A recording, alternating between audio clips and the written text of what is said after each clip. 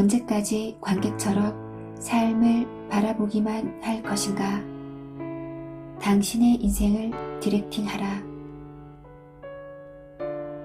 나처럼 많은 사람들이 삶을 만들어 가기보다는 삶이 일어나는 대로 살고 있다.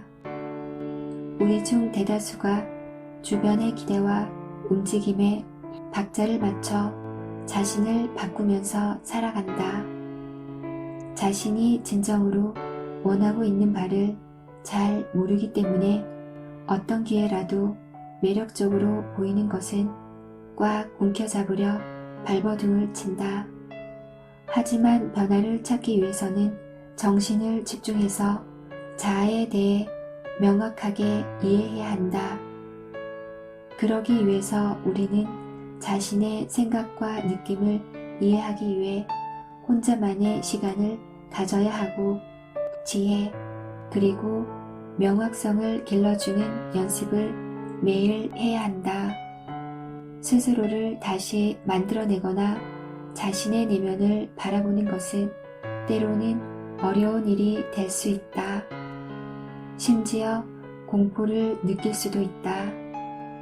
하지만 꿈을 위한 각본을 쓰기 위해서는 지금의 상황을 조용히 바라보고 더 깊게 이해해야 하며 주변의 어려운 문제들에 대해 질문하고 그 대답을 찾아야 한다. 그 질문들은 나는 누구인가? 내가 진정 원하는 것은 무엇인가? 와 같은 것들이다. 사람들이나 회사로부터 방해받지 않는 조용한 공간에서 자신에 대해 생각하게 되면 불안함과 함께 무능하고 아무것도 아닌 존재라는 생각들이 떠올라 머릿속을 가득 채우게 될 수 있다. 그래서 대부분의 사람들은 공포에 가득 차게 되는 이러한 조용한 공간에 머물며 자신에 대해 생각하는 것을 거부하고 지금보다 더 나은 각본을 쓰는 것 자체를 포기하게 될 수도 있다. 비밀 하나를 말해주고 싶다. 성공적인 삶을 살고 있는 사람들 역시 당신만큼이나 그러한 것들을 두려워한다. 그러나 그들은 공포에 사로잡힐 때까지 멍하니 기다리지 않는다. 그들은 그러한 공포에도 불구하고 원하는 바를 위해서 용기라는 또 다른 무기를 꺼내어 든다. 사실 공포가 없다는 것은 공포가 전혀 존재하지 않는다는 것을 말하는 것이 아니라 용기가 있다는 것을 의미한다. 엉망진창이라는 영화에서 내 역할을 찾아내고 거기서 한 발 나아가 그녀는 아름다워라는 영화에서 더 멋진 역할을 하기 위해서는 이제 용감하게 펜을 들어야 할 때이다. 당신의 인생을 변화시킬 각본이 완벽할 필요는 없다. 그저 진실함이 필요할 뿐이다. 만약 당신이 스스로 만들어낸 각본을 실행하기 시작한다면 당신의 인생은 곧 예술작품이 될 것이다.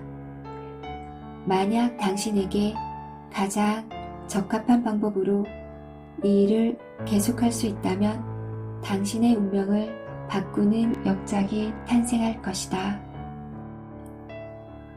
꿈을 찾는 3가지 연습.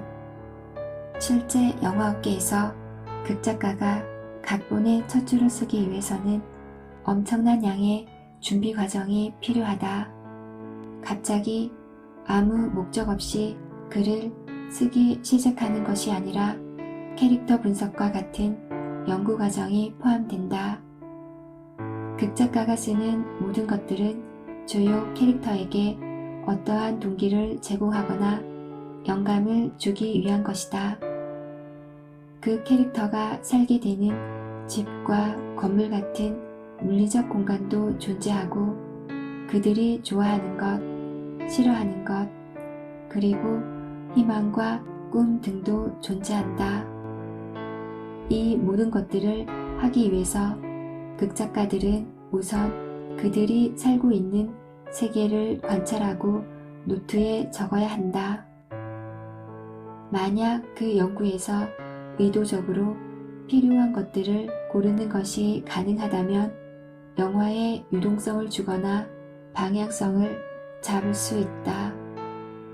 나는 독립영화사를 운영하던 초반기에 이러한 것들을 배웠다. 극장에서 본 영화를 떠올려 보자. 그 영화들은 하나같이 커다란 변화를 겪고 있는 캐릭터에 관한 이야기이다. 그러한 것들을 캐릭터의 아크라고 부르는데 극작가가 효과적으로 글을 쓰려면 영화의 주요 캐릭터들의 변화를 전체적으로 그려두어야 한다. 그렇다면 당신의 영화는 어떠한가?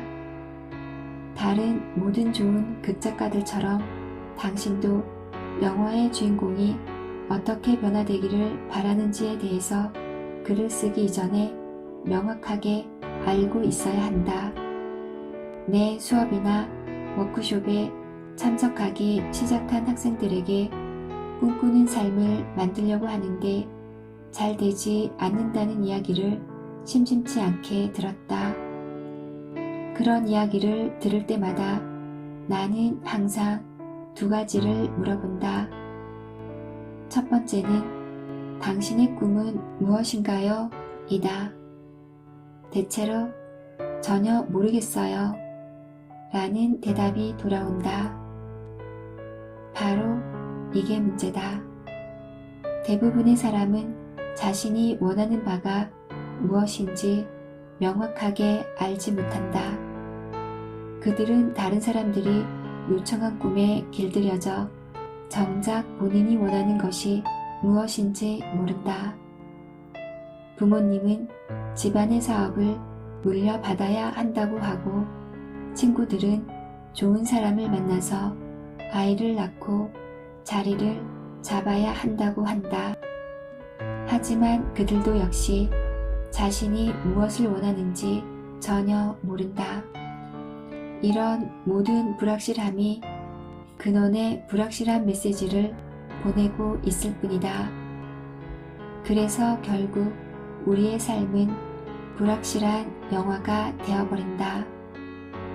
아마도 회계사무소에서 일을 하는 누군가는 이러한 삶이 만족스러울 수도 있지만 무엇인가 부족함을 느낄 수도 있을 것이다. 혹은 좋은 사람을 만나서 좋은 관계를 맺고 있는 사람도 어느 정도 좋기는 하지만 무엇인가 빠진 것이 있다고 느낄 수도 있다. 비록 마음 깊은 곳에서는 다른 영화를 쓰고자 하는 바람이 있음에도 사람들은 이러한 생활을 적당히 받아들이면서 살게 된다. 난 회계 업무가 좋아. 하지만 난 작곡하는 것을 사랑해. 이 사람이 나쁘지는 않아. 하지만 불꽃튀는 무엇인가는 없네. 두 번째는 당신이 누구인지 그리고 무엇을 하고 싶은지를 알기 위해서 꿈을 찾는 세 가지 연습을 부지런히 하고 있나요? 이다. 대체로 그렇게 하고 있지 않다는 대답이 돌아온다. 그들에게 요구한 연습은 이 프로그램의 첫째 줄을 위한 중요한 것들이다. 그리고 이 연습이 주변과 다른 차이를 만들어낸다. 그 연습은 다음과 같다. 마음 챙김, 꿈을 만들기 위한 자각 기르기, 명상, 꿈을 찾기 위한 명확성 기르기, 일기 쓰기, 꿈을 쓰기 위한 자기인식 기르기. 이 연습은 당신이 꿈꾸는 삶을 살기 위한 기초가 될 것이다. 쉽게 건너뛰면 안 된다. 당신이 사랑하는 삶을 살기 위한 방법에는 지름길이 없다. 어쩌면 엄청나게 힘든 일은 아닐지도 모르지만 분명한 것은 인생을 디렉팅하기 위해서는 노력이 필요하다는 것이다.